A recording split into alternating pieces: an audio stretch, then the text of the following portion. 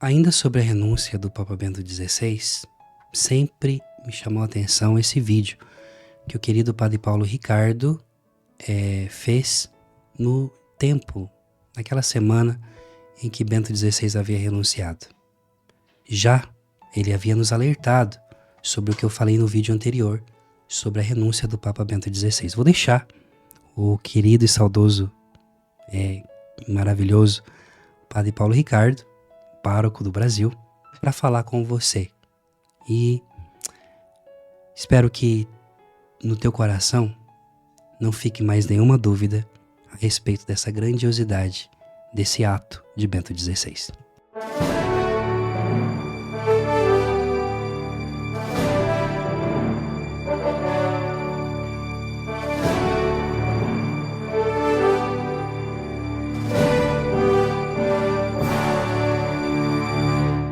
No Parresia de hoje, nós gostaríamos de falar a respeito da renúncia do Papa Bento XVI.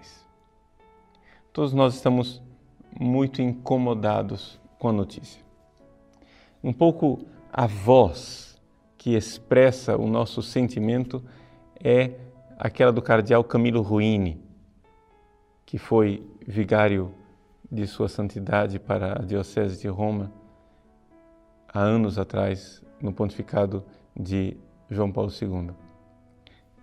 Camilo Ruini disse: as decisões do Papa devem ser acatadas, por dolorosas que sejam.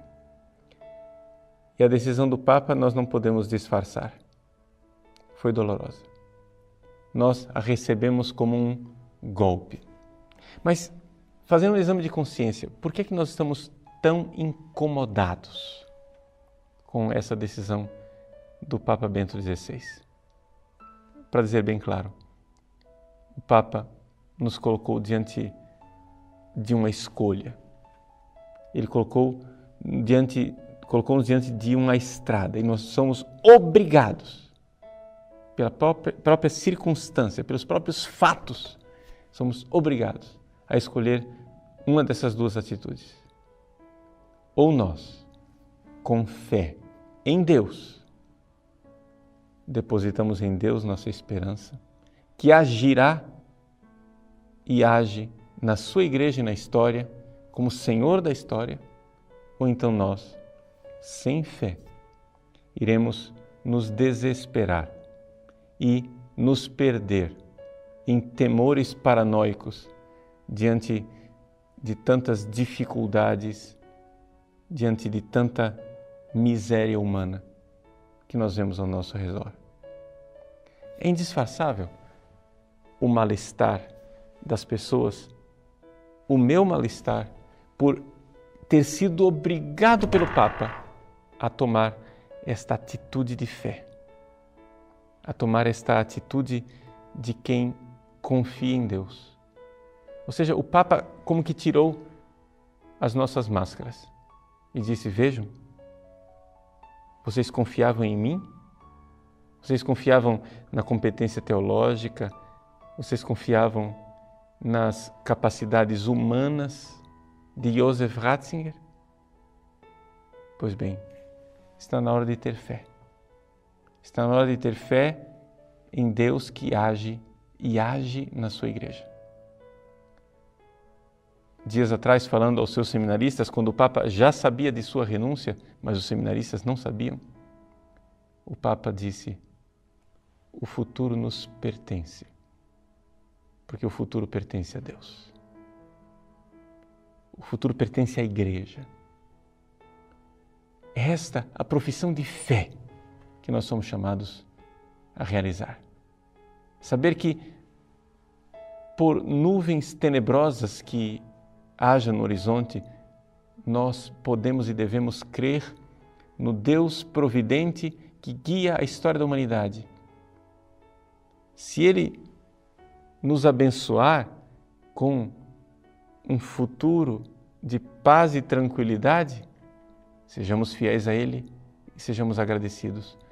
Se Ele, porém, nos abençoar com um futuro dramático, aceitemos dele as provações, porque Ele quer que nós o amemos mais profundamente. Nossa Senhora tem nos colocado a cada aparição diante dessa alternativa.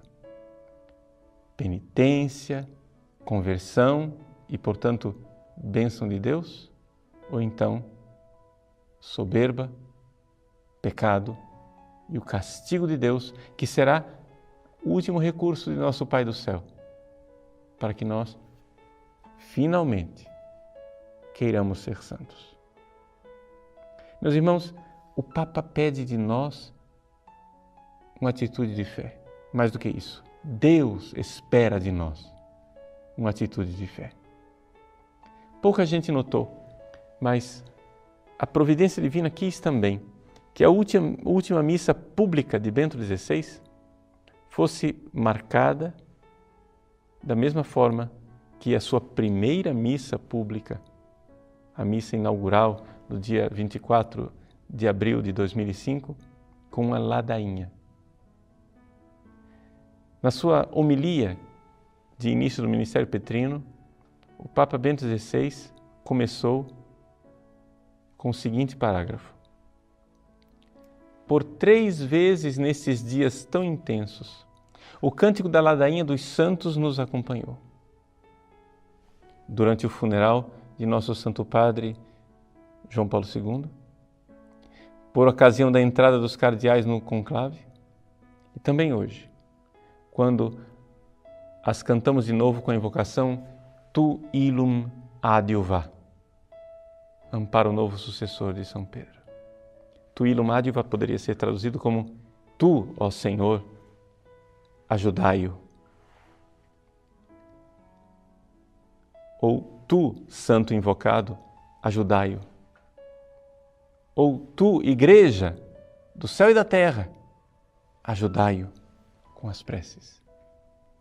Esta convicção, esta certeza que nós temos, que nós não estamos sozinhos. Pois bem, a última missa do Papa teve também ladainha. Foi, alguns poderiam dizer, coincidência, mas foi um desígnio da providência. Por quê? Porque o Papa, como todos os anos, inicia a Quaresma com a procissão que sai de Santo Anselmo para Santa Sabina. Ele sai do mosteiro beneditino de Santo Anselmo para o convento dominicano de Santa Sabina e no caminho se faz uma procissão em que se recitam as ladainhas dos santos. Pois bem, a missa foi transferida para São Pedro por causa do afluxo de fiéis e ela começou com a mesma ladainha, com a procissão da porta de São Pedro para o altar da confissão, em que nós cantamos e pedimos aos santos: rogai por nós. Não estamos sozinhos. Não estamos sozinhos nesse momento histórico. Nós devemos fazer penitência nessa Quaresma e rezar por esta intenção extraordinária. O Papa, por 2 vezes, quando falou de sua renúncia, usou a palavra grave. Estou consciente da gravidade desta decisão. Sim, vivemos um momento de gravidade. Ou seja, em latim, gravis quer dizer pesado, é um peso que cai sobre os nossos corações. Nós sentimos que o momento está pesado, um momento grave. Mas não estamos sozinhos carregando esse peso. Estamos com os santos. Vocês sabem que eu tenho uma gratidão toda especial por Bento XVI, que conheci como cardeal Joseph Ratzinger, e também por um outro cardeal, já falecido, o cardeal Dom Eugênio de Araújo Sales. Gostaria de contar um pequeno episódio, mas que ilustra bem o momento que nós vivemos. Todas as vezes que havia jogo do Brasil, Dom Eugênio assistia o jogo da sua residência no Alto do Sumaré, no Rio de Janeiro. Para quem não conhece a geografia do Rio de Janeiro, aquelas montanhas onde estão, o Cristo Redentor o Corcovado. Aquelas montanhas ali são mais ou menos a ideia do Alto do Sumaré. Fica ali perto. Portanto, é muito alto, é distante. Quem de nós não viu uma fotografia de lá de cima do Cristo Redentor, vendo a cidade lá embaixo, com a Baía da Guanabara? Pois bem, o Alto do Sumaré vê a cidade lá embaixo, com o Maracanã, a Baía da Guanabara, a Ponte Rio-Niterói. E o Dom Eugênio, todas as vezes que havia um jogo do Brasil, ele assistia lá em cima, no quarto. E ele, assistindo da sua televisão no quarto, quando o Brasil fazia um gol, ele corria para a janela para ouvir a cidade que exultava, a cidade do Rio de Janeiro que de alegria dava gritos. Interessante, se ouvia mesmo. Eu tive a experiência de estar lá uma vez e ver essa realidade extraordinária, que um gol do Brasil se ouvia do Alto do Sumaré, a voz da cidade que subia. Pois bem, uma voz lá embaixo, no Rio de Janeiro, não chega no Alto do Sumaré, mas uma multidão que clama chega no Alto do Sumaré. Gostaria de tomar essa pequena anedota para lembrar que não estamos sozinhos nesse momento de oração. Os santos rezam conosco. As ladainhas que acompanharam o pontificado de Bento XVI atestam isso. A nossa oração frágil, débil, nossa oração pequena, se reconhece tão inadequada. Quem de nós, nesse momento grave para a história da Igreja, não fica com o coração apertado e diz: puxa vida, se eu tivesse sido mais santo, se eu tivesse rezado mais pelo Papa, se eu tivesse feito mais penitência, se eu tivesse amado mais, como estaria a Igreja? Quem de nós não sente o peso da responsabilidade de ser parte desse grande corpo? Mas não estamos sozinhos. Carregando este peso, estamos acompanhados de uma multidão, de uma nuvem de testemunhas. Os santos, os anjos, rezam conosco, imploram e pedem. Bento XVI irá se recolher à solidão de um mosteiro, mas ele não vai sozinho.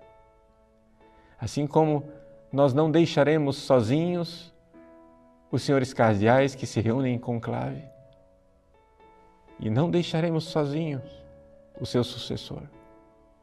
Uma multidão de anjos, de santos e de homens e mulheres aqui na terra, de joelhos no chão, pediremos a Deus que tenha mais uma vez piedade do seu povo e que nos dê um Pai, que não nos deixe órfãos. Claro, claro. Ninguém de nós queria viver este momento. Mas um pai não mima os seus filhos. E Bento XVI soube ser pai. Sem nos mimar, ele pede de nós e propõe a todos nós o desafio da fé.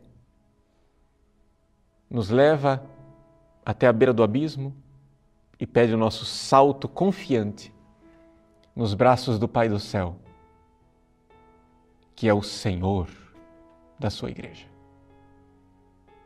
A igreja, corpo de Cristo. A igreja que é congregada pela Trindade. A igreja assistida pelo Espírito Santo. A igreja cuja mãe, a Virgem Maria, carrega nos seus braços e assim como gerou o corpo de Cristo, continua gerando a igreja. Ela, nossa mãe, não está sozinha, porque ela não é solidão, ela é uma multidão. A multidão que faz o corpo de Cristo e que pede um vigário de Cristo, doce Cristo aqui na terra, um Santo Padre. Que Deus nos abençoe e nos acompanhe neste momento grave de nossa história.